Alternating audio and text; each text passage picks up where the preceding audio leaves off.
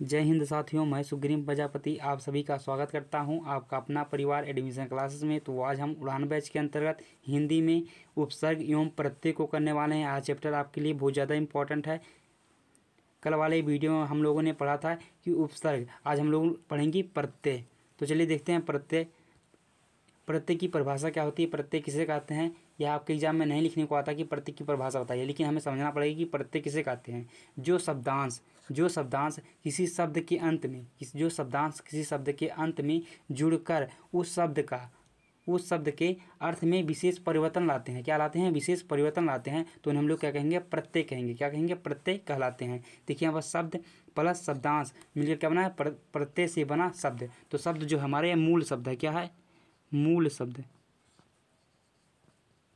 और शब्दांश क्या है? शब्दांश या क्या? प्रत्यय है। शब्दांश जो है प्रत्यय, इसमें शब्दांश शब्द में जो है शब्दांश जोड़ेंगे यानी कि प्रत्यय जोड़ेंगे तो प्रत्यय से बना शब्द हो जाएगा। प्रत्यय से बना शब्द। जैसे उदाहरण मैंने लिया, उदाहरण में क्या ले सकते हैं हम लोग? विद्यालय।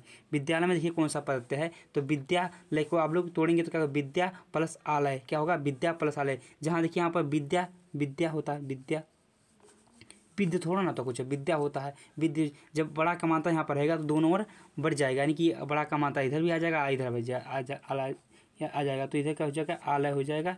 विद्या देखिए यहाँ पर बड़ा आ का मात्रा है, यहाँ पर भी रहेगा आ का मात्रा, तो क्या हो जाएगा? विद्या प्लस आलय। विद्या देखिए तो यहाँ पर क्या प्रत्यय हो गया? आलय जो हमारा प्रत्यय है। विद्या में कौन सा प्रत्यय है? तो आलय प्रत्यय है। और कौन मूल शब्द पूछ सकता है? मूल शब्द कौन सा? तो यहाँ पर देखिए विद्या जो है हमारा ये मूल शब्द है। आपके एग्जाम में 50% चांस है कि मूल शब्द पूछेगा, 50% ही चांस है कि प्रत्यय पूछेगा। तो यहाँ पर देखिए विद्यालय में कौन सा मूल शब्द है? तो मूल शब्द जो है ये क्या है? विद्या जो हमारा मूल शब्द है। क्या है? मूल शब्द। और आलय क्या है? यह प्रत्यय है। क्या है? प्रत्यय। तो जैसे देखिए यहाँ पुजारी को तोड़ने का पुजारी में कौन सा प्रत्यय है? तो यहाँ पर देखिए पूजा। क्या तोड़ेंगे? पूजा आरी, आ पर बड़ा आ और आरी हो जाएगा। यहाँ पर देखिए जब मात्रा रहेगा आ का तो दोनों ओर विभाजित हो जाएगा। आ का मात्रा इधर भी आएगा, आ का मात्रा इधर भी आएगा। तो पूजा किस तरह से लिखा जाता है? पूजा इस तरह से लिखा, पूजा प्लस आरी तो हो जाएगा पुजारी। यहाँ पर जो है प्रत्यय आरी है और जो है मूल शब्द क्या है? तो पूजा है। पूजा मूल शब्द है। जैसे दयालु क्या हो गया? दयालु। एक बार डिलीट कर दें, उसके बाद देखिए दयालु में देखेंगे तो दया प्लस आलू।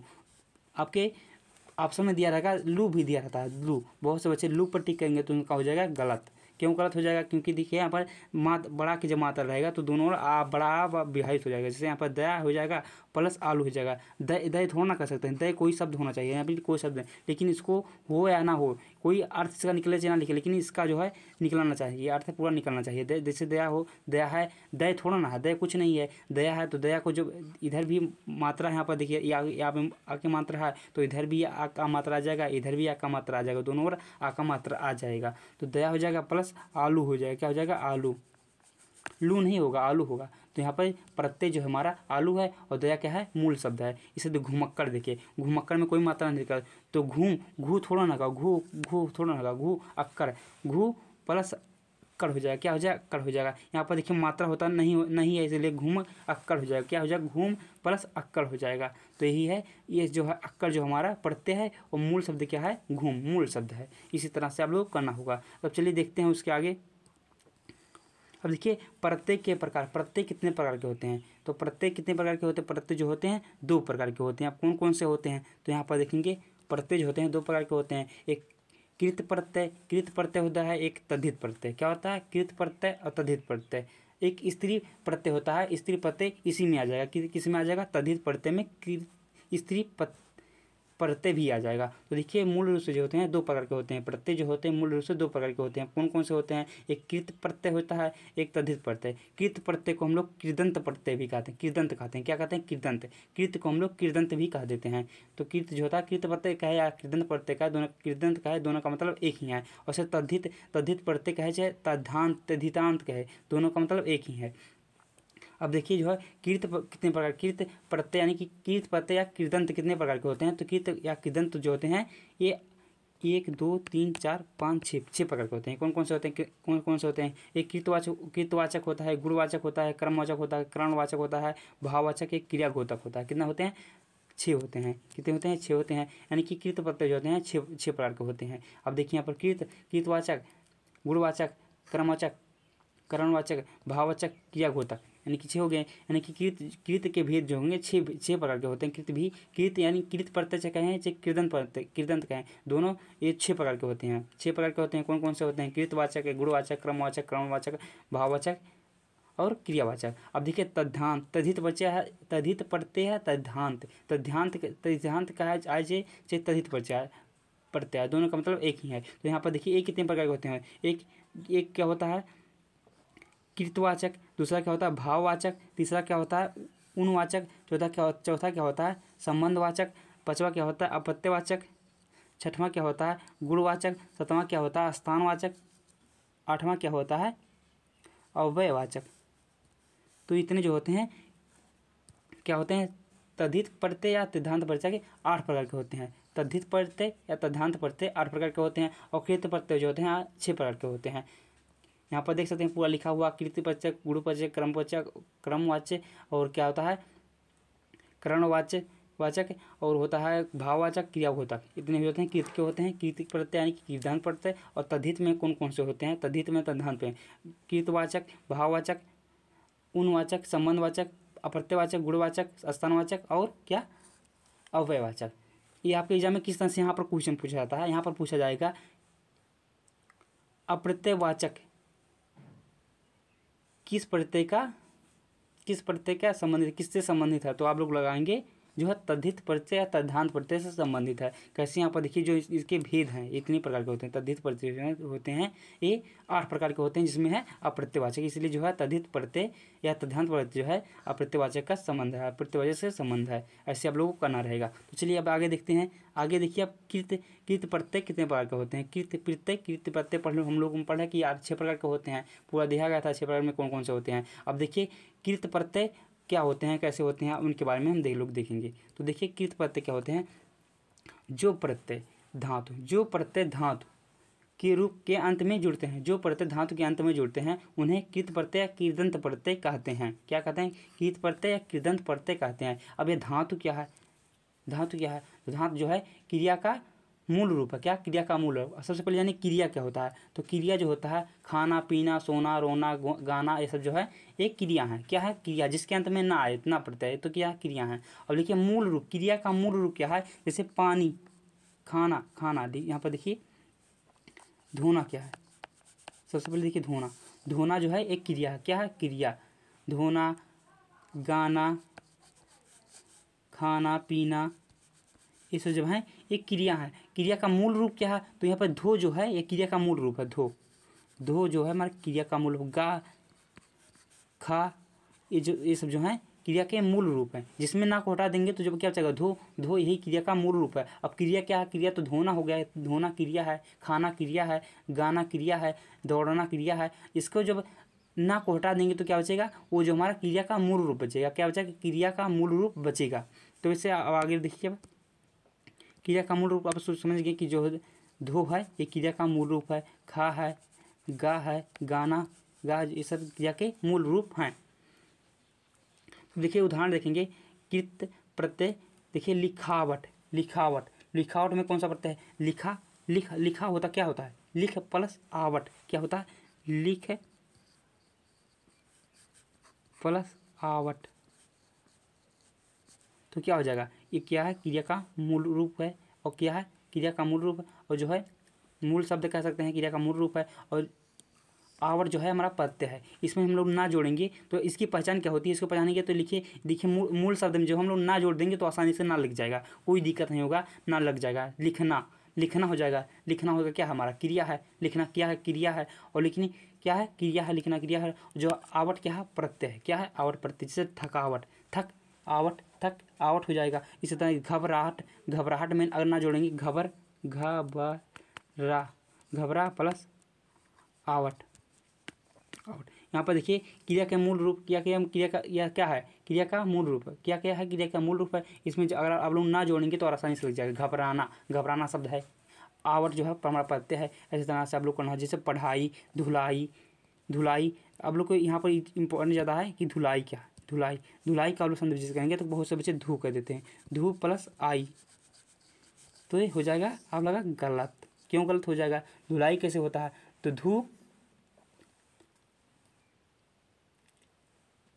हो जाएगा यहाँ पर गलत। अब कैसे गलत होगा, तो यहाँ पर देखिए धोलाई हो जाएगा, धूला, धू कुछ होता है, कुछ नहीं होता है, जो धो है प्लस आई, धोना होता है, धो से धोना, और आई हो जाएगा धोआई। इस तरह यहाँ पर आई प्रत्यय रहेगा, क्या रहे आई प्रत्यय। मूल शब्द क्या है, तो धो जो है हमारा मूल शब्द रहेगा, मूल शब्द पूछेगा तो धो है, और आई जो है हमारा प्रत्यय है। इस तरह से आप लोग करना होगा। तो अब देखिए जैसे मरियल हो जाएगा, मरियल में कौन सा प्रत्यय है, तो ईयल है, ईयल जो हम पढ़ते हैं, अड़ियल में ईयल प्रत्यय है, ये सब जो है प्रत्यय हैं। अब चलिए आगे देखते हैं, आगे आप लोग देखिए यहाँ पर देखिए जैसे लड़ाकू, क्या है लड़ाकू, लड़ाकू में कौन सा प्रत्यय है, यहाँ पर देखेंगे तो लड़ाकू हो गया, उड़ाकू हो गया, उड़ाकू क्या है, तो उड़ाकू में उड़ा प्लस उड़कू, उड़ना जो कर सकते हैं, उड़ना आकू हो जाएगा, आकू यहाँ पर हो जाएगा आकू। उड़ना तो बन रहा क्रिया, आप लोग पहचानेंगे, उड़ ना जोड़ेंगे तो क्या हो जाएगा, आसानी से बन जाएगा ना, जिसके प्रत्यय में ना हो जाएगा कृत प्रत्यय हो जाएगा, कृत प्रत्यय हो जाएगा। जैसे चुनाव, चुन प्लस आ हो जाएगा चुनाव, चटोरा हो जाएगा, गवया हो जाएगा, गा प्लस वया, या गवैया हो जाएगा। जैसे कमाऊ, काम प्लस आऊ, कमाऊ हो जाएगा, काम आऊ, काम माँ, कमा प्लस आऊ हो जाएगा, ऊ कमाऊ हो जाएगा। अगेला का करेंगे तो क्या हो जाएगा, आगे प्लस ला यहाँ पर प्रत्यय रहेगा, ला प्रत्यय रहेगा, आगे हो जाएगा, वो मूल शब्द हो जाएगा। पिछला, पीछे ला प्रत्यय हो जाएगा, यहाँ पर भी पिछला में जो है ला प्रत्यय हो जाएगा, और पीछे हो जाएगा मूल शब्द हो जाएगा। ऐसे आप लोगों को करना रहेगा। उसके चलिए अब आगे देखते हैं। अब तद्धित प्रत्यय को हम समझेंगे। हम लोगों ने कृत प्रत्यय को पूरा समझ लिया, कृत प्रत्यय क्या होते हैं आप लोगों ने पूरा समझ लिया होगा। कृत प्रत्यय में मूल धातु ना होता है, मूल धातु ना हो तो अगर आप लोग प्रत्यय करेंगे उसमें ना आएगा। जैसे हम लोगों ने लिया था यहाँ पर लिखावट, क्या लिया था हम लोगों ने, लिखावट लिया था। तो यहाँ पर देखिए लिख हो जाएगा, लिख प्लस आवट, तो यहाँ पर जो है आवट हमारा प्रत्यय है और लिख हमारा मूल शब्द है। इसमें अगर आप लोग ना जोड़ेंगे तो आसानी से लग जाएगा, लिखना हो जाएगा, कोई शब्द बन रहा है, कोई लिखना बन रहा है, तो लिखना जो हमारा मूल शब्द हो जाएगा, लिख यहाँ पर मूल शब्द हो जाएगा, लिख। इसमें ना जोड़ेंगे तो पहचानेंगे तो ना जोड़ देंगे तो आसानी से ना लग जाएगा। इसमें लिखना कुछ होता है लिखना होता है,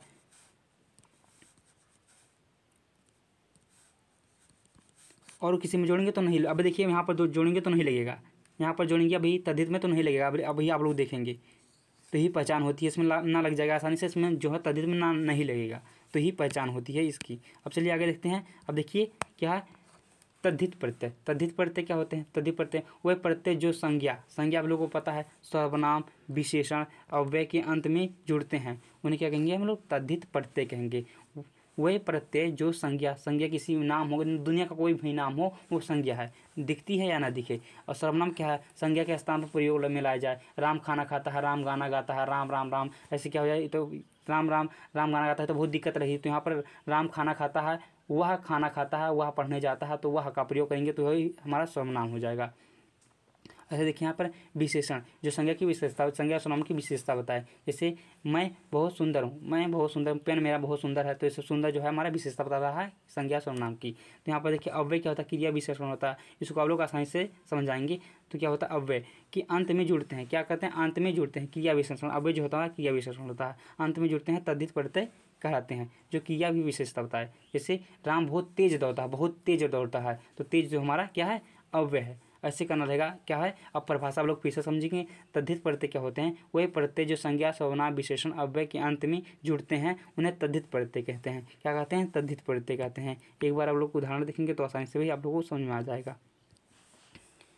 जैसे भूखा, तो भूखा में कौन सा प्रत्यय है, तो